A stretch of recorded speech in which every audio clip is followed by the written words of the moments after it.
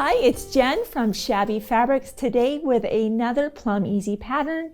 This time it's called Morning Star.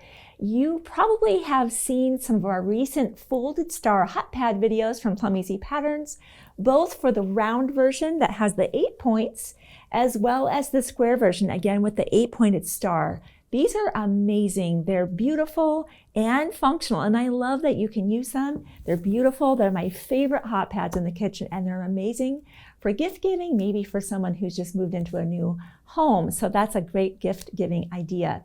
Well, that team at Plum Easy said we really want to be able to make a 6-pointed star, and well, they've done it, and they've called the Morning Star. Here's 2 of those.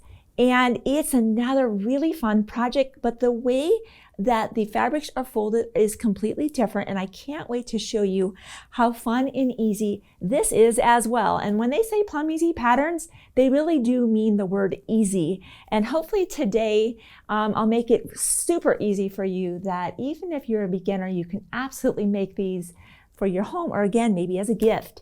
So inside the Morning Star pattern, while they're showing us the circular one, as well as this hexagon, inside the pattern, they're also showing us, we have our template there, they're also showing us they actually have a squared version.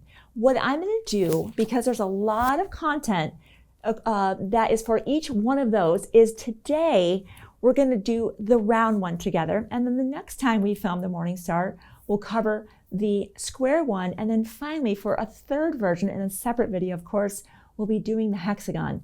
That way I'll be covering each of what those nuances are that makes that shape just a little bit different. So that way there's absolutely no questions at all. And as you saw when I opened up the pattern, there's a lovely template included, so you're able to make one of the hot pads, and this will be able to make any one of those 3, whether it's the round, the square, or the hexagon.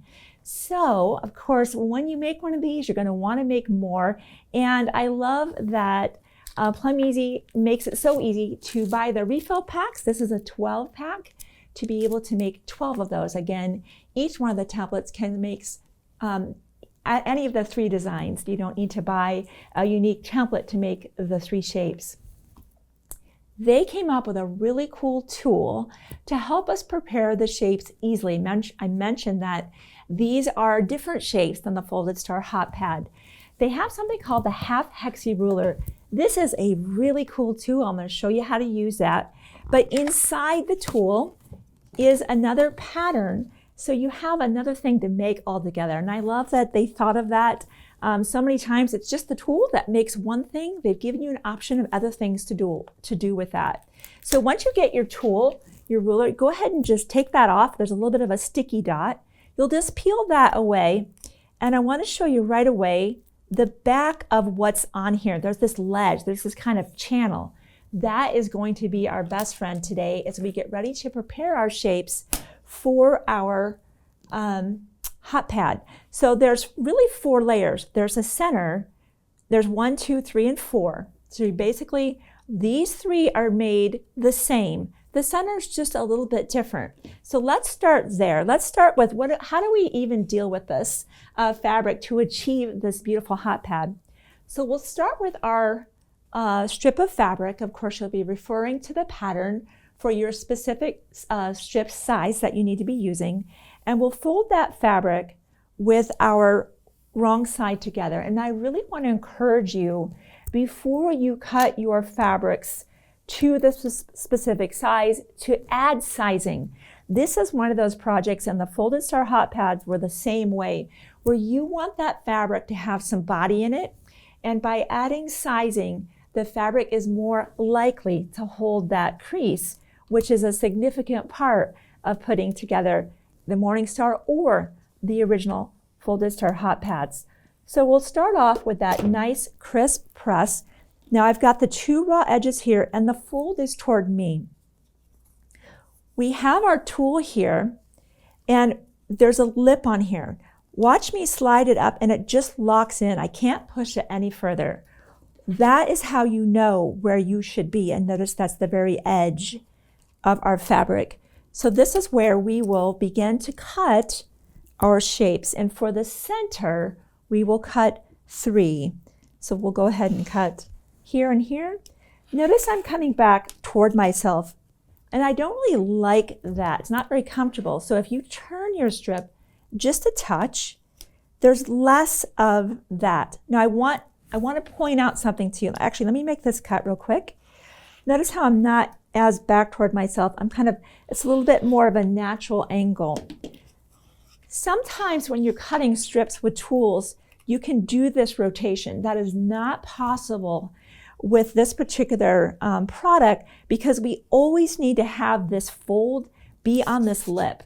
You cannot do that here or you'd have the two raw edges and it won't work. So we'll keep pushing up. We have that little lock.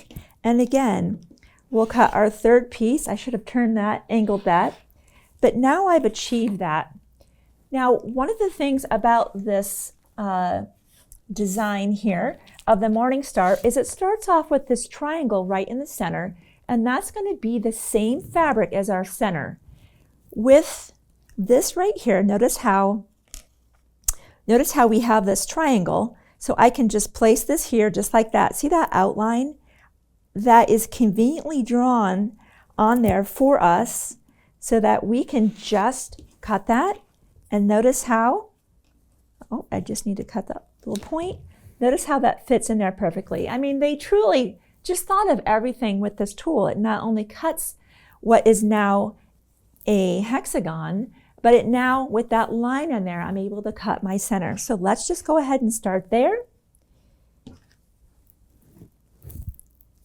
Get that out of the way. Step one is I love to use the basting glue, and I have noticed that I can make a little bit of a mess if I've got too much glue, or maybe it starts to kind of, this template is porous, and so if it starts to kind of seep through, I don't want to get glue on my cutting surface. I love my applique pressing sheet. This is Fons & Porter. That way, if I do get a little bit of glue, once it dries, it just peels away, and my applique pressing sheet is perfect. So the first thing that we'll start with is just putting a touch of glue down to secure that center. Now I've got, this is the glue basted, this is the two-way applicator. This is the original Roxanne's glue basted. I prefer this one here. It seems like it gets out just a little bit more glue for me, but it can be sometimes too much, so don't put on gobs of glue. Our whole mission with the glue is to really just hold things in shape long enough for us to get them to the sewing machine to sew them down. So you don't need a heavy hand with the glue. So we'll just start with our first triangle. Now, what do we do with these hexagons? How do we manage now what we've just done? Let me refer you to inside our instructions.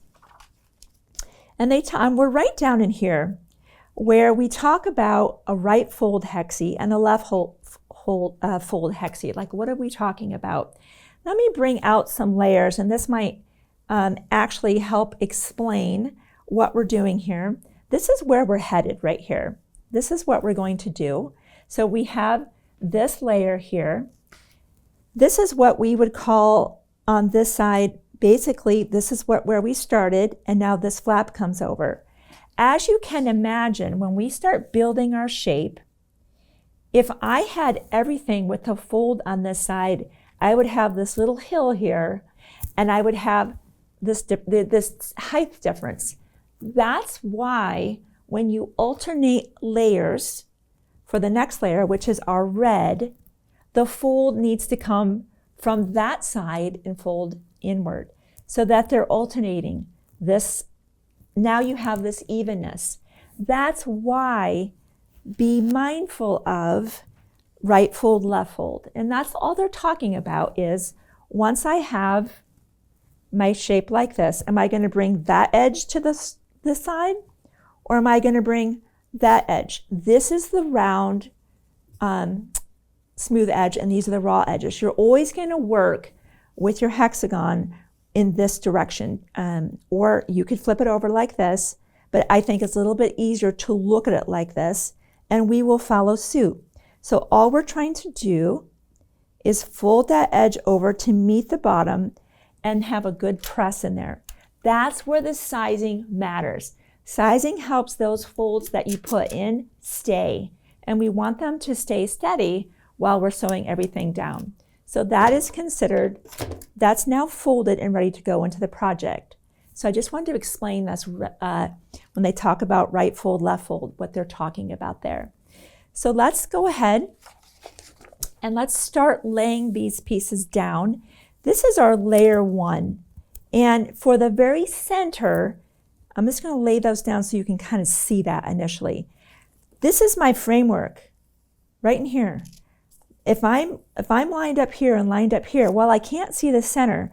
I can see that side, and these, that I know I'm aligned. So let's just lay them out initially before we glue anything down. And you can see our initial center. The reason we put the triangle down, some people have asked that question, is just in case you happen to peek through, maybe they don't touch perfectly here, you're not seeing the template. You're still seeing this fabric. The folded star hot pads are done the same way with a center square actually, so that it's kind of an insurance policy, so to speak, so that if you do not have exact contact in the middle, you're still seeing that same fabric. That's how that's going to be laid down. So one of the things that we really care the most about is having the glue in here. So I'm just going to put glue along here with a special emphasis on this point. You're going to see a little bit later on when we start stitching this across, you want that point to stay down. If you don't have that point down, you're just going to be fighting that all the way. So be sure there is some glue right at that tip. And let me just move them out. And we're just going to start gluing those down. Just like that. So I will continue gluing those other two, and then I want to talk to you about the next layers once I have this glued down. Okay, so there's the beginning of our mooring star. There's our center. That's the only round, layer 1 is the only one that will take just 3. Now the next layer here, just like we talked about, so if we kind of start with almost, this is kind of where we started. This is where the next layer will come into play. And again, now we're looking at these 2 lines. We have lines here. And notice our flap is now coming from this side. We talked about that so that we don't have this just rise, rise, rise on the right. Now it's right, now it's left. Now we even that out. I'm just going to show you what that's going to look like. And then I'm just continuing to, I want to show you how that lays out primarily, and then I'll go ahead and glue that down quickly. We can zoom through that. You're gluing it in the exact same way I did, but I want to show you that. Now in this very last layer, notice how if I don't move this flap, it's weirdly, that just kind of sits on top of it. So we would lift this up, tuck that under, and sit that back down. So for that reason, I'll move those away again. For that reason, when you glue this first round down, you might want to just skip putting glue in here. If you forget that, by the time you get back around, you can just pull it up, let that other flap go underneath, and then re-glue that. But if that's in the front of your mind initially, you're just going to kind of leave the glue off of that, that'll help you later on when that last one comes, and you'll just lay that layer down. Layer 3 is the same, layer 4 is the same. One of the things I want to talk to you about with layer 4, and I'm just going to talk to you about this now because I'm going to glue all of this down and get this ready so we can go to the next step. Layer 4 is cut the same way, but because it's a floral, I wanted to give you some tips of how to strategically cut that so that you can see the most of that floral and extract that. Now let's say that that was just a solid. You don't need to cut it any differently or think about it any differently than the way I first showed you how to cut that strip. But because I have a floral here and I want to be able to really get those pretty florals, you might want to be a little bit more deliberate in how you cut your hexagons out of that. You have plenty of fabric if you're cutting your strips per the instructions inside the pattern. So you're able to do a little bit of fussy cutting. You know that you need to get a total of 6 of those. So let me just give that a press. And I just want to give you some pointers of how to fussy cut specific fabric and what your options might be if you're kind of not seeing what you're hoping to see, because like, oh, I really wanted to see that floral and I thought I would, but I'm not. You have some options and I want to show you what those are. So before I start gluing everything down and zoom too far ahead. So we'll grab our tool out again. Now you would think that you're like, okay, I love this right here. I'm going to put my ruler right smack in the middle. No, you don't. You want to bias that to one side to the other. So let's look at this. This is ultimately going to be where we're headed. I bias this so that when that flap, that I could see some greenery here. So let's say that you know that, and let's turn it like this, so that's going to look like that, so that we're kind of looking at the same thing. Let's say that you want to see that floral on this side, just like that. Then we're going to bias our cut. You see that? So let's go ahead and cut that. What that's going to do for us now, when we bring that edge over, is you are going to see that floral. So that's how you can start to think about, how can I see that floral? The other thing is, of course, you could now flip that over and you can now say, well, maybe that's a look I like more. So that's another thing that you can do. Or one of the other things, and you can probably see this other crease that I have in my fabric right here. Let's say you don't like that at all. Well, you can simply refold your fabric, and now maybe you're seeing something like you like that, and you repress your fabric. See how you have some options.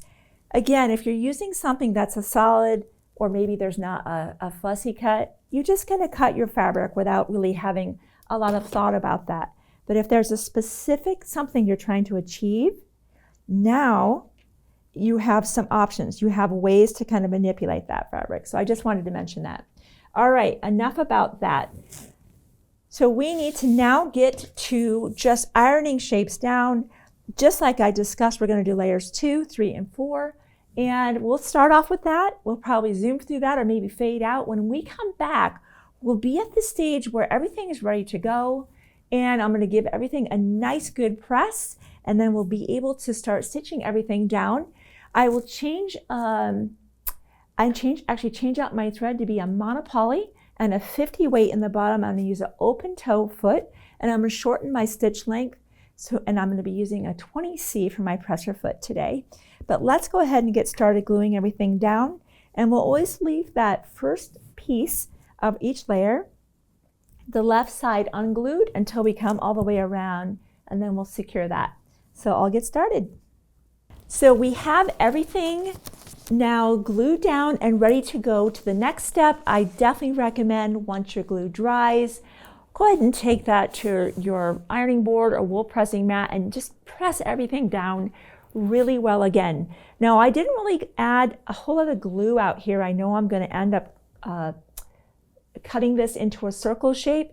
If you wanted to start gluing some of that down in the pattern, it comes a little bit later on.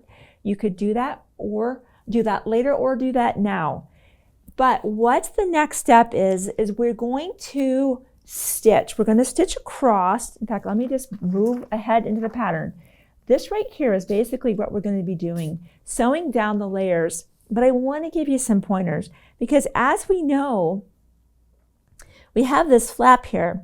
We really want to hide our stitching. If I kind of bring this out so you're able to see the exact one, if I pull this aside, do you notice how my stitching is way over there? I did not just sew straight across. I basically moved this flap out of the way, came onto my fabric and did a little bit of an arc, Where I'm coming out at that point, I let my flap relax. We're going to try to get a close-up of this as I'm sewing. And then with our tool, and I've got two of those to choose from. This is the Clover Tailor's Awl. You can pull this aside. And again, as we come onto this fabric, we're going to kind of bias a little bit to the left and almost do a slight bow so that when the fabric relaxes, we're not seeing that thread showing, because if you sew right alongside it, you're still going to see a little bit of that, especially with a monopoly that has a little bit of a sheen to it. The same thing we'll do here, pulling that aside, arcing now to that side, and then through the center, we'll just arc to that side. And now we have a nice little valley here, and we'll repeat that. Once we get to this one, we can just move the flap out of the way, and we'll kind of do a nice little bow here. I've got a monopoly in my sewing machine. I've shortened my stitch length just a touch, and I have a 50 weight in my bobbin. Now, one of the things that Clover has also made is this is kind of a precision stiletto. Really does kind of the same thing. You can see that the Tailor's Awl is metal. It's shorter. It definitely has a very specific grab. It's very specific, I guess I would call it. This has dual function. This is the other tip is for kind of opening seams that are reticent to open. It's very helpful in that regard. This could do the same job. The pattern specifically mentions the Tailor's Awl, but this job will do the job as well. So perhaps you already have that in your sewing room. Absolutely do a good job for you as well. Pick your favorite. Maybe I'll try one of one row with this one, and maybe do another row with this one. We'll come here and I'll demonstrate one for you, and then we'll do the same thing here and here. So let's get started on that. And we'll try our best to give you some close-ups of what I'm doing so you can see how we manage a little bit of this arcing. Okay, so I'm at my machine. As I said before, I have a 20C. I want to be able to see my opening. And in the very beginning, both here and here, it's so easy. I just move the flap out of the way. So you see that little point there? That's really where that is going to start. And I'm going to arc around and have it end up right there. So let's get started.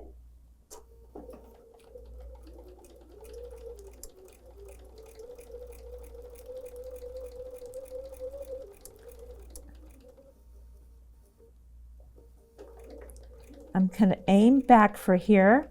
And now I'm going to grab for a tool because I already know that I need to be sewing. See that little crease?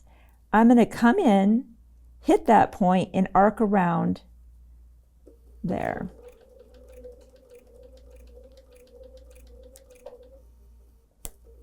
Trying to keep that out of the way there. Now, once I'm here, and even if you have to lift your presser foot up, I would recommend you keep the needle down. I'm going to move this. You might even, hey, I'll just switch to the Tailor's Awl. Move that out of the way. You can maybe see me using both tools. It doesn't have to be big. I think that's a little bit of glue we're seeing in the needle here. I literally just glued these down. I would like to encourage you to wait just a little bit for everything to dry. Now I'm moving that there. Now I can kind of come right up that valley. See that? Because remember how our fabrics came together there? We truly have a valley. So we can come right there. And now as I get ready to come onto this fabric here, you might even want to just move that out of the way. Maybe take one stitch. I can see I should have glued that down just a little bit more. Let me try to take one stitch. There. Now let me lift, yep, there we go. I'm going to lift that out of the way.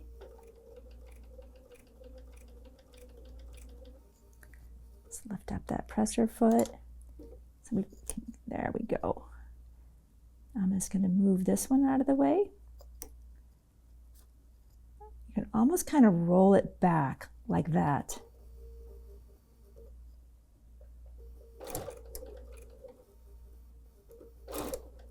what's great about this here is just like on the opposite side, I can move this flap entirely open, just like that. And now kind of arc all the way around, ultimately coming out near that point.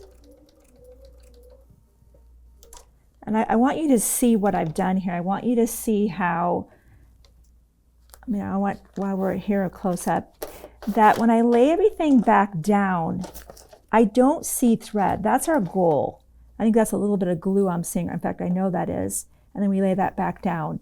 Now you could just keep going. You could go repress everything if you want to. We're going to repeat the same steps. It's slow, but remember, you're only doing 1, 2, 3. That's it. So I'll go ahead and do those off camera. When we come back, we're going to move on to the next stage of actually cutting this into our circular shape. So I will see you in just a bit once these other 2 rows are sewn down. So we have everything sewn down, those 3 rows, and we're moving on to our next step. And this is the same step regardless of whether you're going to be doing round, hexagon, or square. We know today we're going to be doing round, but again, this would apply to whichever one you do decide to do. These flaps here now, we want them to be down. They were helpful to have them open, as you saw when we were sewing kind of across there, but now we really want those to be down, all of them. So we'll just bring some glue in here and glue them down well. I went ahead and did the rest of those, but I wanted to be able to show you that. And now in the pattern is when, again, you would be deciding, all right, if I'm going to keep with a hexagon, well, I already have my hexagon. If you're going with a square, there's a little bit of additional steps I'll be covering when we do the square one. But for the round version, we're going to go ahead and flip this over. And I can see that line for my round here. We will be sewing 1/8 of an inch to the inside of that line. At this point, you really don't need to have a coordinating thread. I went ahead and loaded that because I know what step is coming up next, but you do want to get out of the monopoly thread at this point. You will be done with that. So let's go to the sewing machine, sewing 1/8 of an inch to the inside of our circle.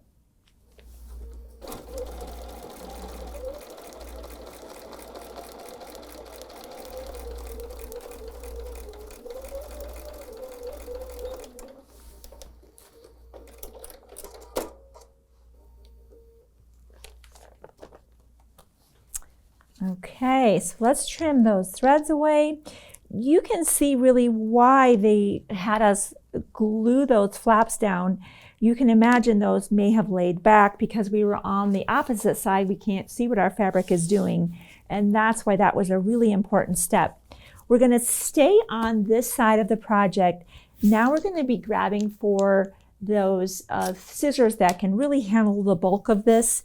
I have a lot of control of that rotary cutter.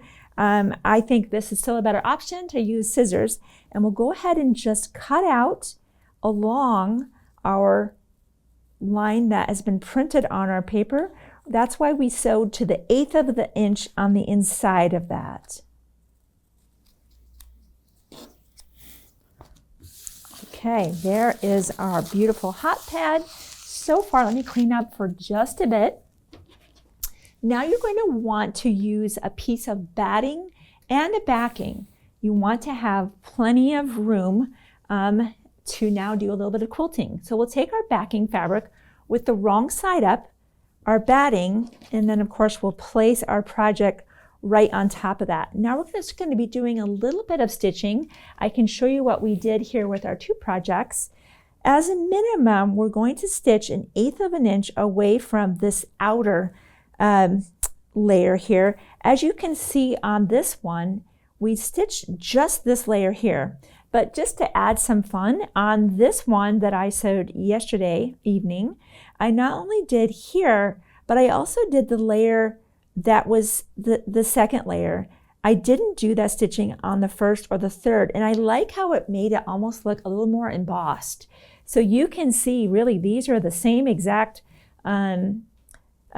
the round hot pad, but by just adding that little bit of extra layer there, it has this little bit more dimension. That's your choice.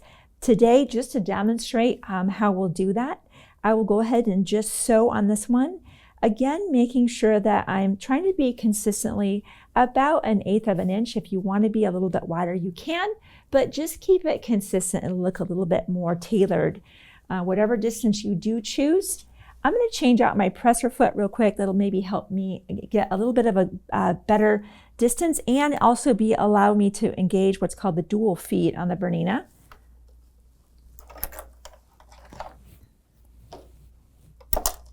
I'm sewing with a 97D today. Now I am anyway. That was a 20 before. But I love this feature of that. If you're not sewing on a BERNINA, you might have a walking foot. This is a great time to use that on your machine. And we're just going to get started.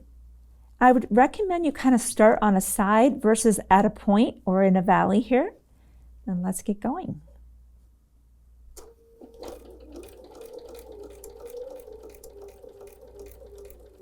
Once I reach this flap, I generally will count 1, 2, possibly 3, depending on the stitch length.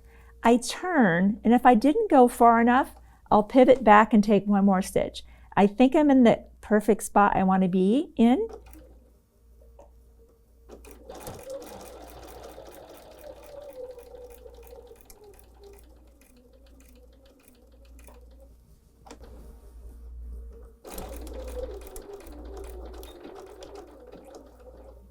And while we're here, our next step, because notice this is not really attached to that, we once again see that basting line.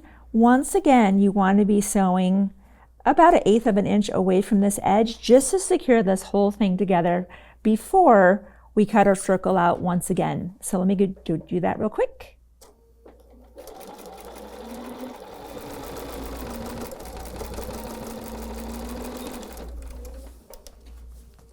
All right, and now we just go cut our circle again. By all means, if you want to use the rotary cutter, do that. I'm going to use I'm having good luck with these today. I'm going to cut this out.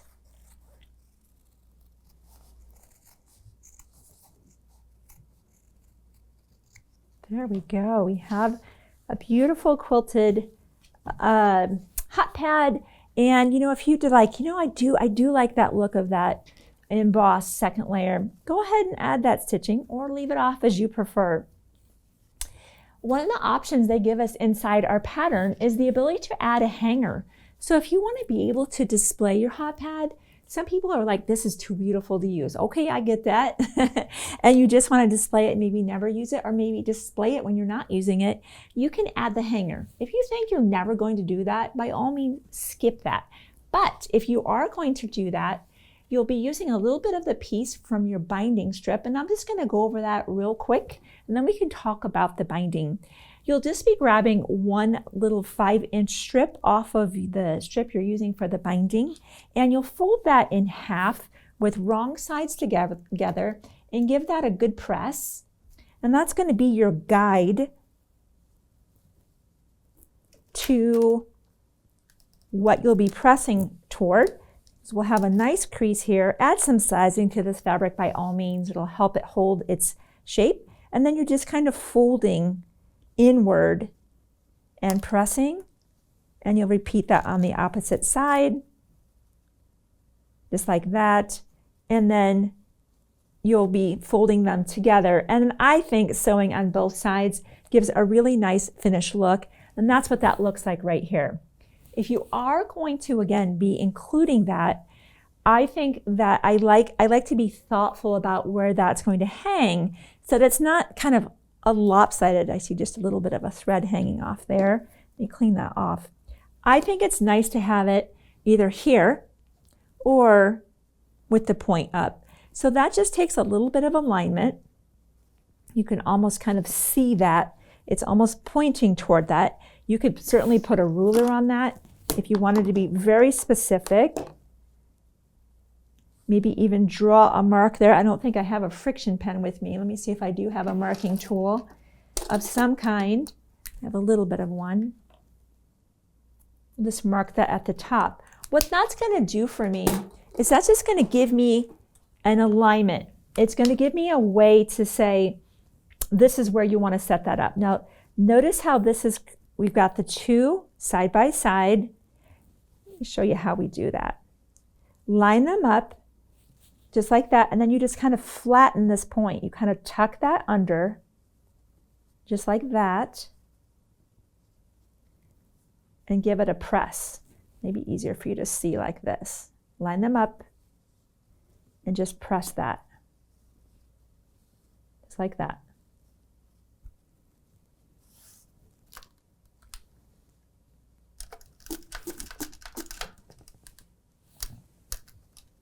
Now, when I put them on my project, I'm just having them equidistant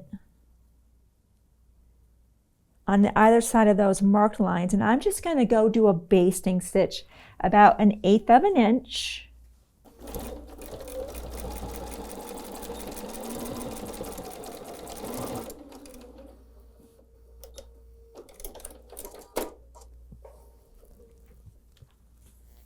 Okay, for our next step, binding. So this is a really cool technique.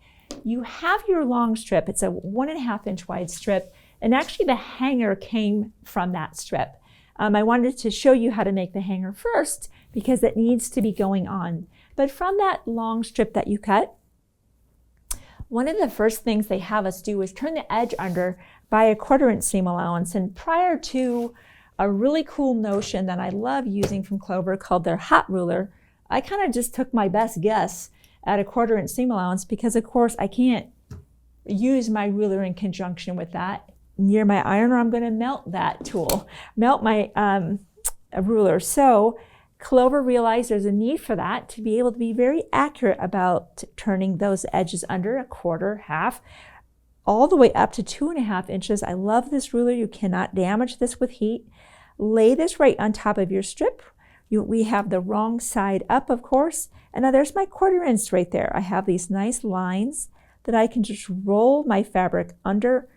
And if that's, maybe I'm going to go for a half, I just kind of scoot that over, and now I have this beautiful line. It's not kind of wavering or fishtailing.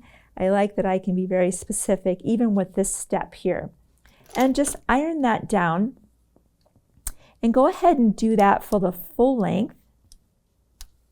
We certainly don't need a full width of fabric to go around our hot pad, but we're going to use a fair amount, about probably 26 to 27 inches folded down. And we got about a 5-inch strip off of that for our hanger, which of course I showed you that first because that came down next. Now once you're here, we want to create a nice 45-degree angle. So with that 1/4 inch folded down,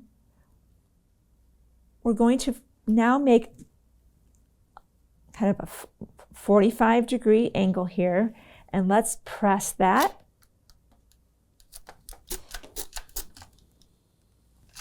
And we're going to open that back up. We can see a nice crease in here, and we'll lay our ruler down. And we're going to cut a 1/4 inch seam allowance here.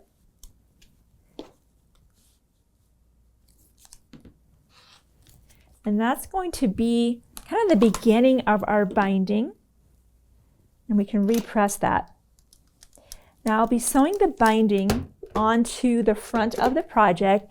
You can really start wherever you want. It doesn't really matter.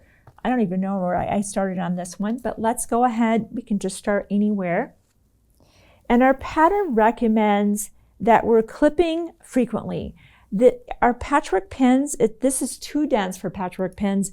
That's where I really feel like the Clover Wonder Clips, whether you're using the regular size or maybe the minis, this is their mission. This is where they really shine.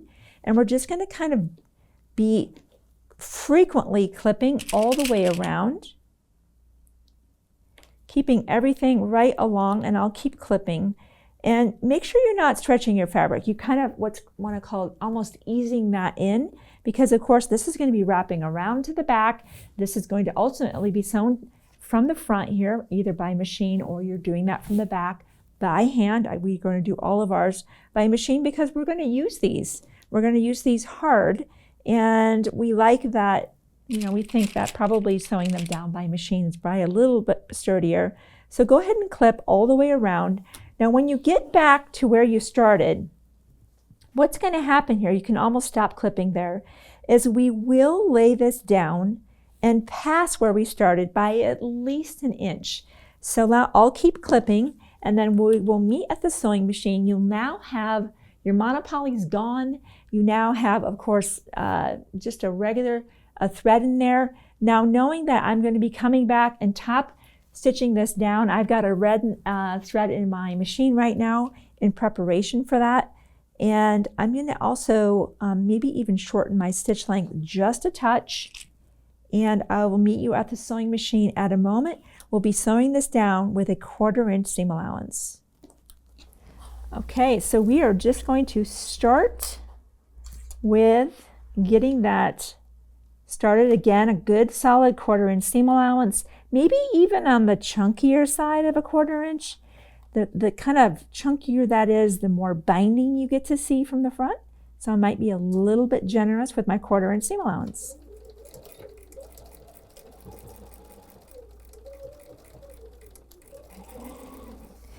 We're approaching the overlap here. That's where I just want to make sure I'm very stacked on top of where I've sewn before. And we're going to sew a good at least inch into that. And then we'll back stitch there.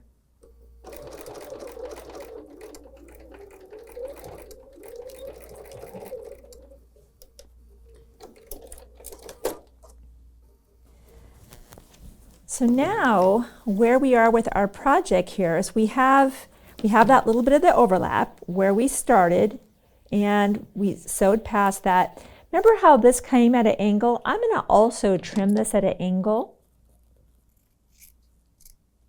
Just get that out of the way. And this, remember how everything was folded over? Go ahead and open that up and join those together so that they're folding over together. And now we wonder clip, we're going to roll this to the back. Once again, wonder clips are going to be your friend, and they work so fantastically. I love that.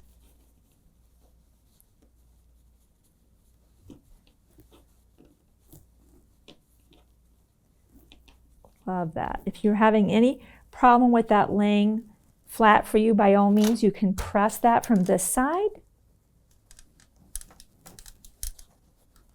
Just so it has a nice finished look.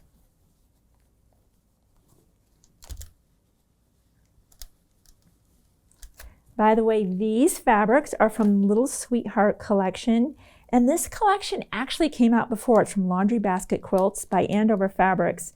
And I love that Andover has been bringing back some of those most popular collections that really, when they sold out the first time, I was heartbroken. So thank you to Andover and Laundry Basket Quilts for bringing back these beautiful fabrics. I think they're just so perfect for just that sweet home look. I love that.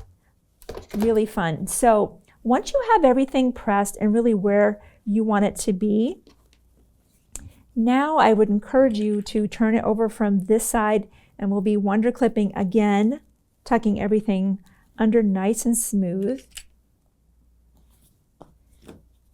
And that's where you can really make the decision whether you want to stitch this down by hand, whip stitching from the back, or if you're confident, going ahead and stitching from the top. I am going to stitch from the top. I want to complete this project.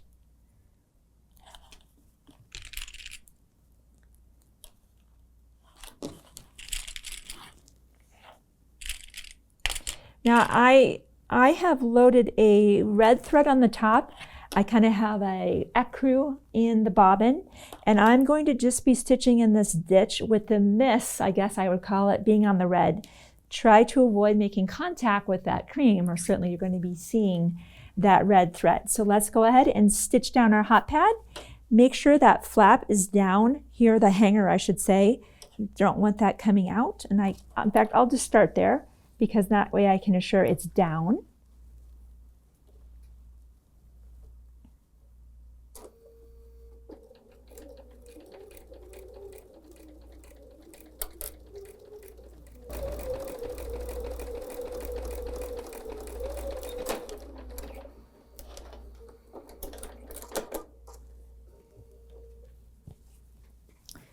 And just like that, we have a hot pad here.